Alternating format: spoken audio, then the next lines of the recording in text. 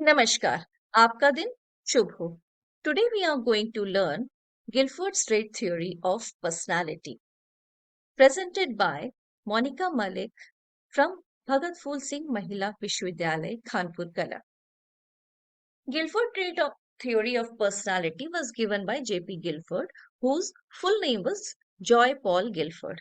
In 1959, he defined personality as a person's unique pattern of traits. उन्होंने कहा व्यक्तित्व को कि एक व्यक्ति के विशेष गुण जो होते हैं या विशेष आचरण होता है उसको हम व्यक्तित्व का नाम देते हैं. Trait for him is any distinguishable relatively enduring way in which one person differs from another.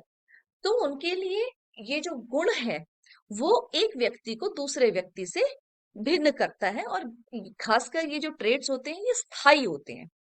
According to him, personality is not the sum total of 7 traits, but rather a whole or single entity.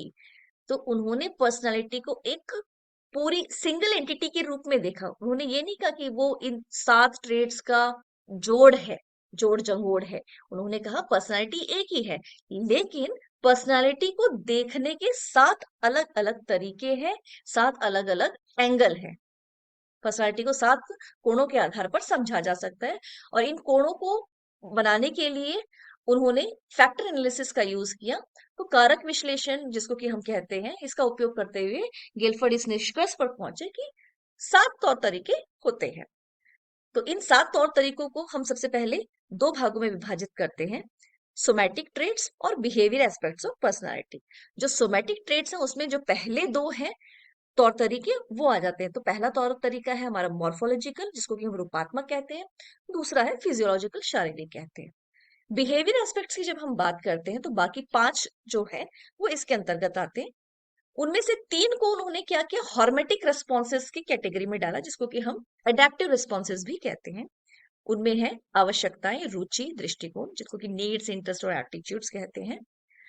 अगला aptitude उन्होंने बनाया योग्यता, जिसकी फिर उन्होंने 3 भागों में विभाजित किया, परसेप्चुअल, साइकोमोटर और इंटेलिजेंस. ये किसी की योग्यता इन 3 आधार पर हम मापी जा सकती है. फिर अगला जो 7वां था उन्होंने टेम्परामेंट ट्रेट बताया जिसको कि हम स्वभाव भी कहते हैं. अब हम इनको डिटेल में देखते हैं. जो सोमैटिक ट्रेट्स हैं, जो हमारा शरीर जिस प्रकार का है उसके हिसाब से उन्होंने 2 भागों में विभाजित किया, फिजियोलॉजिकल ट्रेट्स और मॉर्फोलॉजिकल ट्रेट्स. फिजियोलॉजिकल ट्रेट्स वो ट्रेट्स होती है जो हमारे शरीर के अंदर से हमें पता चलता है, उसकी वजह से हमारी पर्सनालिटी अफेक्ट होती है. तो जैसे आपकी हृदय की गति अधिक है तो आपकी पर्सनालिटी अलग होगी, कम है तो अलग होगी. श्वास दर, आपकी ब्रीथिंग प्रोसेस, ब्रीथिंग रेट कैसा है, हॉर्मोन्स कैसे हैं, आपका रक्त, आपका डायबिटीज कैसा है, ब्लड शुगर कैसा है, रक्तचर्या जिसको कहते हैं. इस तरह की और भी बहुत सारी चीजें आ जाती है फिजियोलॉजिकल ट्रेट्स के अंतर्गत. मॉर्फोलॉजिकल ट्रेट्स वो होती है जो आपको बाहर से आपकी जो पर्सनालिटी दिखाई दे रही है, आपका सर का साइज कैसा है, आपका नाक कैसा है, आपके हाथ पैर लंबे हैं, छोटे हैं, मोटे हैं, आपकी रीढ़ की हड्डी का आकार कैसे, इत्यादि इत्यादि. तो जो शारीरिक रूप बाहर से दिखाई दे रहा है. फिर आता है हमारा हॉर्मेटिक रेस्पॉन्सेस. हॉर्मेटिक और रेस्पॉन्सेस है जो आपकी नीड है, आपकी इंटरेस्ट है, आपके एटीट्यूड है, ये तीनों हॉर्मेटिक डायमेंशंस में आते हैं गिलफर्ड के अकॉर्डिंगली पर्सनालिटी के. तो इनको जिन हम एडेप्टिव रिस्पॉन्सेस भी कहते हैं. एडेप्टिव रिस्पॉन्स क्या होता है, वो एक एबिलिटी है कि आप कैसे एडजस्ट कर रहे हैं, कोप कर रहे हैं, इफेक्टिवली रिस्पॉन्ड कर रहे हैं to the demands and changes in environment. इसमें रेजिलियंस भी आ जाता है, आपका प्रॉब्लम सॉल्विंग स्किल्स आ जाते हैं, किस तरह से आप मीनिंगफुल इंटरेक्शंस में एंगेज रहते हैं. अल्टीमेटली हम कह सकते हैं supporting their overall development and wellbeing. अब अडेप्टिव रिस्पॉन्स का हम एक छोटा सा उदाहरण भी ले सकते हैं. जैसे मान लीजिए फोन की घंटी बजती है तो आप क्या करेंगे, आप उसको जाके उठाएंगे और आंसर करेंगे. ऐसा तो नहीं होगा ना कि फोन की घंटी बज रही है और आपने अपने कान के पर्दों पे हाथ लगा लिया कि नहीं मुझे ये सुनना नहीं है. तो ये क्या है, हॉर्मेटिक ट्रेट्स क्या करते हैं, इट दे इंस्टिगेट एक्शन. घंटी की वजह से एक्शन में क्या आया, आपने फोन उठा या आंसर करने के लिए. ठीक है, तो वो मोटिवेट किया आपको. Right. Now let's move forward. Need. Needs क्या है? रिलेटिवली परमानेंट डिस्पोजिशंस होते हैं that motivate the person towards certain condition. तो हम कह सकते हैं ये अपेक्षाकृत स्थायी स्वभाव होता है व्यक्ति का, जो आपको प्रेरित करते हैं किसी निश्चित परिस्थिति के लिए। जैसे मान लीजिए आपको भूख लगी, ठीक है, आपको खाना दिखाई दिया, तो आपने क्या किया? खाने खाने ने आपको मोटिवेट किया कि भाई मुझे भूख लगी है तो मैं अपना पेट भरूं। So food is a need which motivate the hungry person towards securing the full stomach. दूसरा है हमारा इंटरेस्ट। इंटरेस्ट क्या है? A person's generalise behaviour tendency to be attracted by some stimuli. तो कोई ना कोई स्टिमुली हमको अट्रैक्ट करती है और उसमें हमारा इंटरेस्ट क्रिएट हो जाता है, हम उसमें रुचि दिखाने लग जाते हैं। जनरल ट्रेट्स है, ये स्पेसिफिक ट्रेट्स नहीं होते हैं, and valued positively not negatively.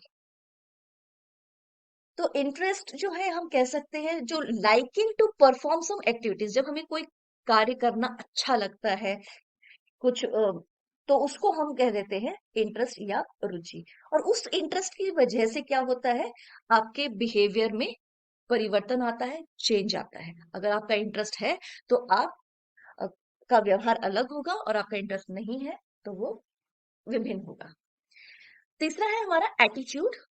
Attitude क्या है? डिस्पोजिशन टू फेवर और not to favour a social object और सोशल एक्शन। हमारे समाज में कोई गतिविधियां चल रही हैं, कोई वस्तु है, सामाजिक वस्तु है या क्रियाएं हैं, तो उसमें आपका दृष्टिकोण क्या है? जैसे मान लीजिए आप दहेज के प्रति आपका क्या दृष्टिकोण है, होना चाहिए नहीं होना चाहिए, ठीक है। विमेन्स के राइट्स के लिए आपका क्या, डिवोर्स होना चाहिए या नहीं होना चाहिए, गर्ल चाइल्ड होनी चाहिए या नहीं होनी चाहिए, जो हेलमेट नहीं पहन रहे हैं उनको पनिशमेंट मिलनी चाहिए या नहीं मिलनी चाहिए, ये सब क्या है? एक दृष्टि, सामाजिक क्रियाएं हैं, उनके प्रति आपका क्या दृष्टिकोण है, उससे भी आपके स्वभाव का पता चलता है, आपकी पर्सनालिटी का पता चलता है। तो हम कह सकते हैं दृष्टिकोण जो है वो संज्ञानात्मक, प्रभावशाली और रचनात्मक होते हैं, क्योंकि इनमें विश्वास, भावनाएं और कार्य शामिल होते हैं। अगला है हमारा एप्टीट्यूड्स, योग्यताएं। अब किसी भी व्यक्ति में हर तरह की योग्यताएं होती हैं, अलग अलग। कुछ में अवधारणात्मक योग्यताएं अ, तीव्र होती हैं, कुछ में मनोप्रेरणा योग्यताएं, और कुछ में बुद्धि।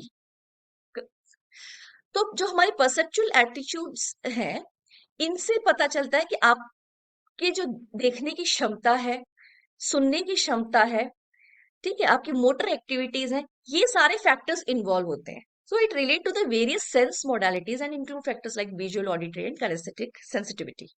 आपकी ये योग्यताएं कैसी हैं? दूसरा है आपका साइकोमोटर एप्टीट्यूड, मनोप्रेरणा योग्यताएं। ये इसमें मोटर एक्टिविटीज का बहुत ज्यादा होता है, आप अपने शरीर को किस प्रकार से उपयोग कर रहे हैं। शारीरिक शिक्षकों में ये पाई जाती है क्षमताएं, नृत्य प्रशिक्षकों में पाई जाती हैं। इसके अलावा हम एथलेटिक्स में जो कोचेज हैं एथलीट के, उनमें भी ये क्षमताएं देख सकते हैं। अगला है हमारा बुद्धि। बुद्धि एक सामान्य योग्यता है, ठीक है। इसमें बहुत सारे एस्पेक्ट्स कवर करते हैं हम, मेमोरी रिकॉर्डिंग, मेमोरी रिकवरी, आप कितना याद कर पा रहे हैं, ये सारी क्षमताएं उसके अंदर होती है। सबसे लास्ट है हमारा टेम्परामेंट, जो कि स्वभाव भी कहते हैं हम। According to Guilford, temperament refers to the manner in which the individual performs a behaviour. तो हमारा स्वभाव कैसा है? जैसा हम व्यवहार कर रहे हैं वो हमारा स्वभाव है, ठीक है। तो आप हो सकता है सहनशील हैं, हो सकता है आप इम्पल्सिव हैं, क्रिटिकल हैं, तो ये सब चीजें आपके स्वभाव को दर्शाती है। स्वभाव को समझने के लिए, असेस करने के लिए, गिलफोर्ड ने जिमरमैन के साथ मिलकर 10 पोलार ट्रेट्स बनाए, जिससे किसी के स्वभाव को जाना जा सके। तो आपको इसमें दोनों में से टिक करना होता है कि क्या आप सामान्य गतिविधियों में इन्वॉल्व रहते हैं या आप हमेशा निष्क्रिय पड़े रहते हैं, ठीक है। आपके अंदर संयम है या आपके अंदर आवेग अधिक है, तो एक चीज तो होगी ना। आरोहण है या विनम्र है आप सामाजिकता आपके अंदर बहुत अधिक है या आप बहुत शर्मीले हैं। भावनात्मक स्थिरता कैसी है आपकी, या आप हमेशा डिप्रेशन में रह रहे हैं। वस्तुनिष्ठता या विषय परकता, आपका जो स्वभाव है वो मित्रतापूर्ण है या शत्रुतापूर्ण है।